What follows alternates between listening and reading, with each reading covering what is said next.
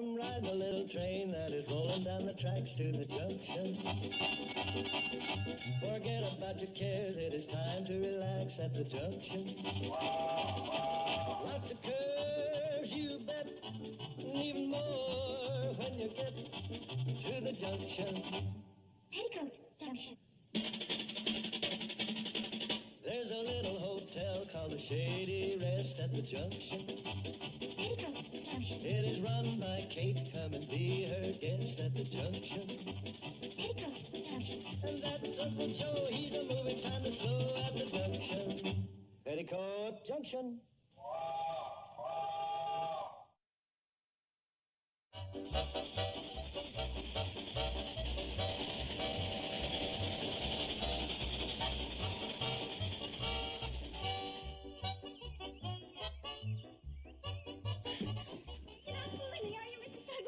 Darling, if I didn't mean it, I wouldn't have asked you. Oh, gee, this is the most important, wonderful thing that ever happened to me. Oh, wait till I tell the kids at school that I'll be... Wait. It isn't settled yet.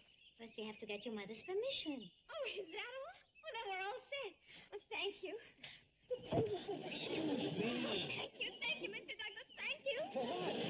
For marrying Mrs. Douglas. My pleasure. It won't cost you anything, Mom. And besides, even if it did cost something, I could... Mom, I promise I won't be any trouble to Mrs. Douglas. The whole thing is out of the question. Why is it out of the question? Because it's an imposition on Mrs. Douglas, you tagging along to New York. Tagging along? She asked me to be her traveling companion. It was her idea. Sure, after you worked on her for an hour like you're working on me right now. Mom, did I tell you that Mrs. Douglas says you won't have to worry about my expenses? She's got it all... That does it. If anything proves you're too young to go to New York, it's the way you've been carrying on for the last hour. Now, one more peep out of you and you go to your room. Gee, just wait. You'll be sorry. When I'm an old lady of 34 hobbling around Hooterville, people will say, look at poor Betty Jo. She had a chance to go to New York, but her mother stood in her way. I'll go to my room. If you'll go farther than that, you'll go to New York.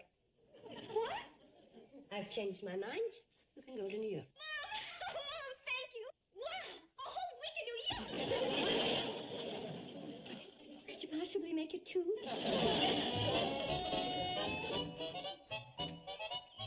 Young lady, that line looks the same as it did 10 minutes ago. How come she gets to go to New York? Well, I never thought I'd see petty jealousy from one of my girls. Tell you what we'll do. While Betty Jo's gone, we'll take a little trip. Wonderful. Where? Well, there's a marvelous bill playing at the Pixley Bijou. It's a Conrad Nagel festival. Don't let Betty Jo find out. She'll cancel her trip to New York. Hey, Jill, you're going to need these. Mom, no one takes their own towels to the Ritz Savoy. Don't tell me about big city hotels. They charge outlandish rates, and then they only give you 2 towels. We have room. Well, we'll just make room. These can stay here. Them. Well, when you try out for the Yankees, maybe Phil Rizzuto will lend you his glove. He's retired from baseball. You see, he doesn't need his glove. Hey, Joe, I just made out a list of places of interest for you to see. These are musts. Uncle Joe, the train's going to be here soon. Kate, a trip to New York only comes once in a lifetime. You don't want to miss anything. Now, after you've seen the Python and the Periscope and the Flatiron Building... The Python and the Periscope?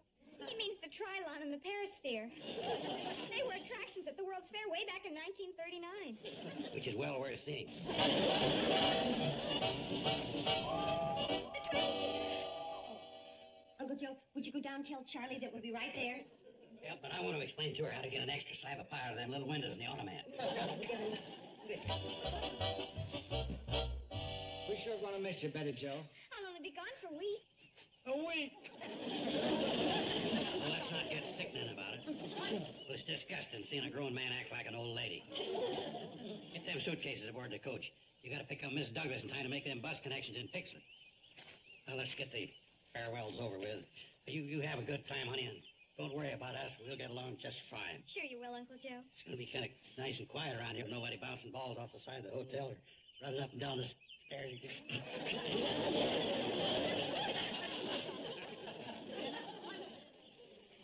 Goodbye, dear. Have a wonderful time. Thanks, Mom. And I sure appreciate you not loading me up with instructions. Well, after all, you're a big girl now. Bye, sis. Have fun. Easy, Bobby Joe. It isn't forever. And you stay with Mrs. Douglas, and don't talk to any strangers on the train. And keep yourself bundled up. Okay. And write to me every day. Mom, you promised. And watch the food you eat. And do everything that Mrs. Douglas says. And if you should get an earache during the night. Mom, I haven't had an earache since I was 5. Or a sore throat. Or if you should fall down and skin your knee. Well, I'd bring down the suitcase so she isn't going. I'll be fine. Of course you will. Goodbye, dear. Look who came to say goodbye. Oh, he wants to go with you. Will you be a good boy? And don't talk to strangers. And I'll write you every day. And make sure you eat the right things. And don't get cold at night. Come on, honey. Goodbye, dear. You have fun. You be a good girl. I'll take care. And don't forget to write to me every day. Okay, Mom. Bye.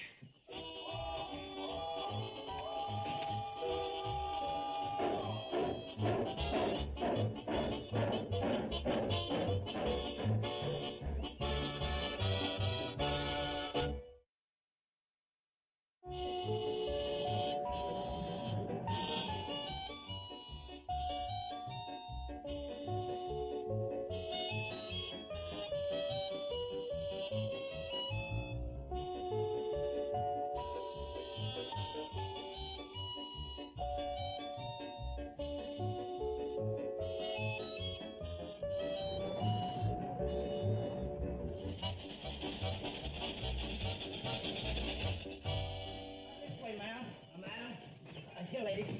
Careful with my luggage, conductor. Don't mar the finish. Oh, yes, ma'am. No, ma'am. I'll be careful, ma'am. Come on, Fudge, you wasted enough time with this passenger. Where's my Betty Joe? Why, she's... Can't you see? What do you think? My baby! What have they done to my baby? How do you do, Mother? Welcome. Enchanté, I'm sure. Oh, thank you all for this heartwarming reception. Don't look at me. I don't know what happened. Mrs. Douglas came back the same way she went. Nothing's happened. I'm still the same sweet Betty Joe that you all know and love. Oh, I've had a most exhausting ride. Wow! What's the idea, Kate? I just wanted to find out if you were dreaming all this. Well, dear, here you are, home again. What did you do to it? Do to it? Well, nothing. Same old shady rest. It looks so small. Same size as it was a week ago. Gee, Betty Joe, you sure look wonderful. So different. Oh, I like your hat. It's darling. It's one like Mrs. Douglas has. Your hair is different, isn't it? Mrs. Douglas took me to her own hairstylist on the avenue. The avenue? Well, I thought everybody knew. Fifth Avenue. That Robert's divine. He created my hairstyle to enhance my personality. What's left of it? But none of them big city hotels got anything like this, your elevator. Well, I did see something like it. It was at the Bronx Zoo, and some pelicans were living in it.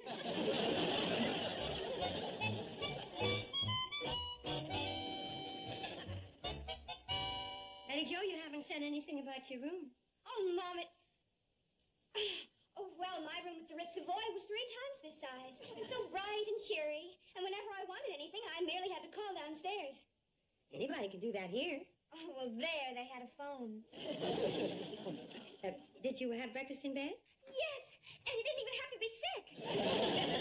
Betty Joe, there's something missing. You must have left them in New York. I can't imagine what. Your mitt and your baseball cap that you sneaked into your luggage. Those old things. Oh, I'm having them sent here by express. Your what? Oh, well, after all, Mother, one doesn't pack an old soiled glove in one's personal luggage. Mrs. Douglas and I were on the go every minute. Oh, you can't imagine how much there is to do in New York.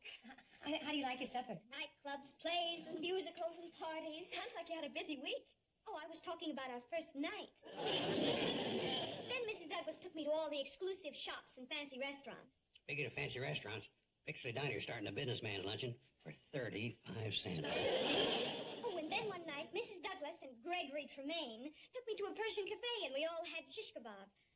That's little pieces of lamb on a flaming sword. Oh, yeah, I know what shish kebab is, but what's a Gregory Tremaine? He's a young man Mrs. Douglas introduced me to. He's the son of one of Mr. Douglas's clients. He's at least 19 and very sophisticated. I can imagine ordering shish kebab and all. I'll bet it was expensive. No, not too much. If I could remember the menu, it was around $12. Imagine $12 for 3 people. Mother, it was $12 for each of us. Well, that's outrageous. I could feed you all week on that much. You gotta remember, Kate, in them flaming swords, you pay about 80 cents for the meat, and the rest of it's for fire insurance. Then Mrs. Douglas took me to a party, and guess who we met? The most famous international... Speaking of guess who had their hair cut at the Hooterville barbershop Saturday night? Wilbur Trammell. The most famous international statesman that... Wilbur Trammell? I thought he and Nora moved to Omaha. Yeah, but... And he came all the way back here for a haircut? Well, if you'll remember, Wilbur had sort of a peculiar-shaped head. It would take a while for them Omaha barbers to catch on. Oh, excuse us, Betty Jo. You were saying? I was about to remark that when Mrs. Douglas and I met the ambassador from Peru, we talked about something more important than haircuts. You met an ambassador? Several. I had the most fascinating conversation with the French delegate to the UN about Have modern some more art. fried chicken. Oh, no thanks. Right. Fixed it specially for you because you like it. Chicken is so plebeian.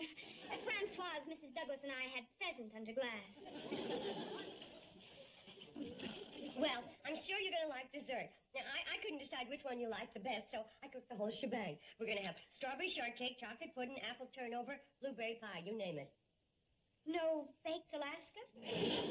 Baked Alaska? Oh, unless you'd been to New York, you wouldn't understand. It's sort of hot ice cream. No, I didn't get around to making it. Maybe we could barbecue her an ice cube. Mom, I know. Now that Betty Jo's back, let's do something we haven't done for a long time. After we do the dishes, I'll play the piano and we can all sing. How do you country people endure this monotonous existence?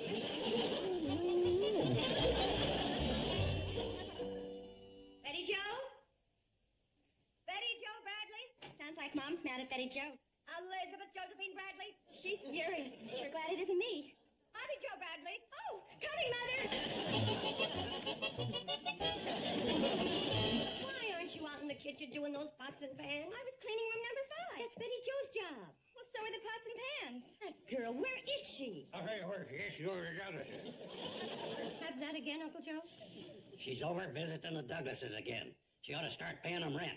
I'm sick and tired of advertising. Oh, listen! Oh, there you are, Mother. I have some delightful news for you. Isn't that a coincidence? I have some delightful news for you, too. The pots and pans are in the kitchen, and number 5 is waiting to be cleaned up. How can you possibly talk about such mundane matters when Gregory Tremaine is coming? When he gets here, he can help me sort out this wash, which a certain niece of mine should be doing instead of me. And I go... Now get out of that fancy get-up and into some work clothes. You've got a lot of... Who's coming? Gregory Tremaine. I told you all about him. He's that fascinating young man Mrs. Douglas introduced me to in New York. Oh, that's a good one. Thanks, Kate. Well, that's the fire eater, the kid with the flaming sword. He's passing by on his way to the coast, and he's stopping by to have dinner with me tomorrow night. You mean he's coming here to the Shady Rest? Yes, and I want you all to make sure... Wonderful. Oh, I'm so glad. And since he was so nice to you in New York, I'm going to cook him a special dinner. Let's see. I'll have baked ham, candied sweet potatoes, blueberry pie. Is something wrong? You can't possibly serve that plebeian food to a sophisticated man of the world like Gregory Tremaine. What does he eat? Hummingbird earlobes and cricket kneecaps, El Casserole? I've already made out the menu. Mother? Pheasant under glass, artichoke hearts Meunier, peaches Marchambeau, trout almondine. Well, you can cook them, can't you? I can't even pronounce them. Where did you dig up such a crazy bill of fare? Well, I asked Mrs. Douglas what Gregory liked, and she made some suggestions. Oh, she did, did she? Now, everybody listen. Gregory is very refined. Also, he starts college next fall. So I've made out another list. Another list. Bobby Joe, Don't bore Gregory with how you won the essay contest at Hooterville High. And Uncle Joe, don't wear your old sweater to dinner. And while we're dining, please don't lean your elbows on the table. Get down, you naughty boy. Why can't you behave like Mrs. Douglas's dog? Welcome to the club. Oh, and a couple more things. Yes, like the pots and pans. Get into your jeans. Oh, really, Mother? Yes, really, Mother. Now get. Betty Jo's sure going Hollywood since she went to New York. She acts like she's Miss Park Avenue and we're Tobacco Road. Well, I'll have it. If you hear a sonic boom, it'll be coming from the Douglas farm. All the time we were in New York, that Patty Jo kept wishing that you were there. She did? Well, but why did she come back so different? Because New York is so different.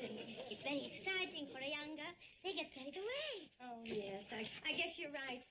I remember how excited I was the first time my aunt brought me to the city. To New York? No, Carwell Corners. It took me 2 weeks to get over it. Taking me longer than that. I figure I owe you an apology barging in here like a mother buffalo protecting her calf. That's what mother buffaloes are for. And don't worry about Patty Jo. In a little while, she will be back where she was before she went. Yeah, I suppose you're right. But that isn't going to help me tomorrow night. What is happening tomorrow night? What? We are having Gregory Tremaine for dinner. And you don't know how to cook it? Oh, no. It's a person.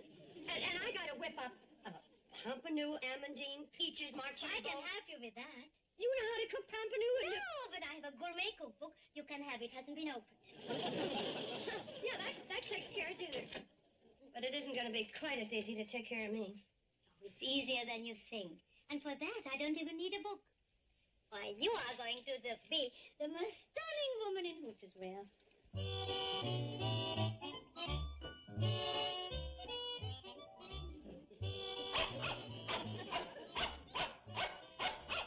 Mother, the train's in. I thought I told you to stay in the kitchen.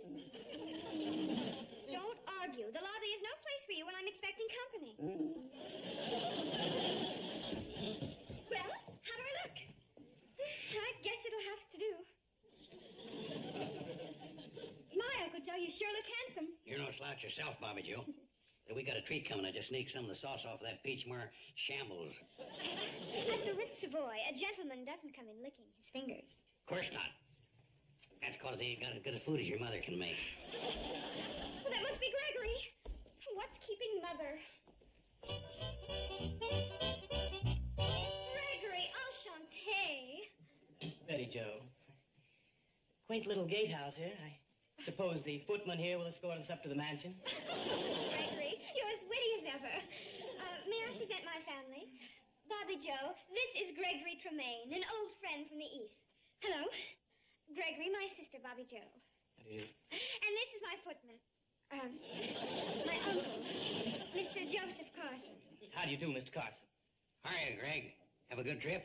It's Gregory.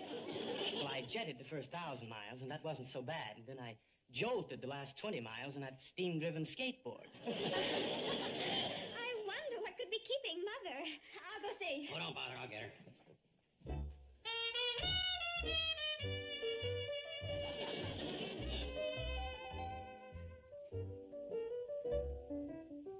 Holy smoke! I mean, Mother, this is Gregory Tremaine. Gregory, my mother. Enchanté, Mr. Tremaine. Elizabeth Josephine has told us so much about you. Well, now that the formalities is over, let's put on the feed bag. Uncle Joe. What Uncle Joe meant to say is, dinner is served. Gotta hand it to you, Kate. This trout almondine's real tasty. Oh, thank you. Mr. Tremaine, it might add to your enjoyment to know that Uncle Joe caught these fish this morning. I wasn't going to mention it. That big one right there put up quite a scrap.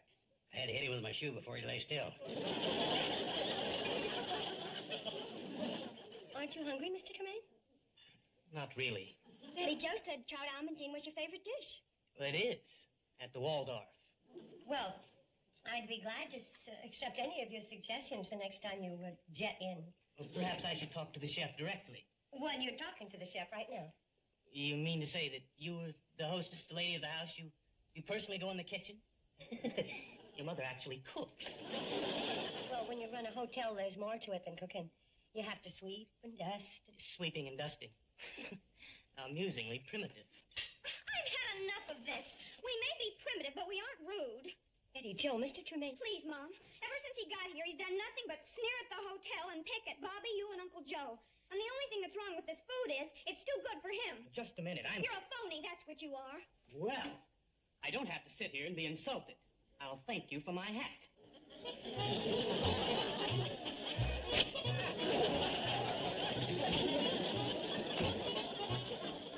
Thanks, boy. The way he acted, like he was better than everybody else, just because he happened to come from a big city. Who does he think he is, anyway? Betty Jo Bradley? Gee, was I that much of a stinker? Oh, I'm the luckiest girl in the whole world. I've got the best uncle, and the best sister, and the most wonderful mom. Well, how about dessert? Should I go get the peaches marshmallow bowl? Well, if it's all the same to you, Mom, I'd rather have some of your blueberry pie. Well, welcome back to the club.